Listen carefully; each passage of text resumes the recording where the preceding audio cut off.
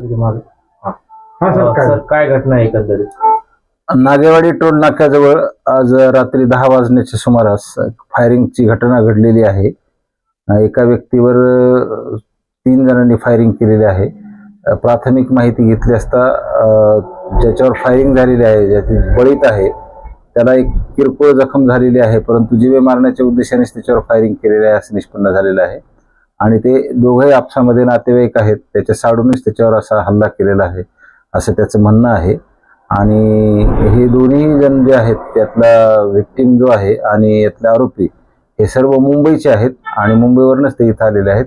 Victim जो आहे जखमी झालेला, तो भंगारच्या गाडीवर ड्रायव्हर आहे. गाडी पार्किंग करून तो चहा पाण्यासाठी बाहेर आलेला असताना त्याच्यावर अटॅक झालेला आहे. त्यांचं पूर्ववैमनस्य आहे आणि त्या पूर्ववैमनस्यातून ही घटना घडलेली आहे. आरोपीच्या तपासाकरता आम्ही एक पथक रवाना केलेलं आहे. यामध्ये गुन्हा नोंदवण्याची प्रक्रिया सुरू आहे.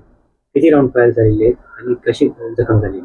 3 राऊंड फायर झालेले आहेत आणि त्याला जखमीला ओटीपोटाच्या खाली जांघेजवळ अशी एक घासून गेलेली आहे गोळी आणि तेवढीच एक जखम झालेली आहे. जास्त गंभीर जखम नाहीये.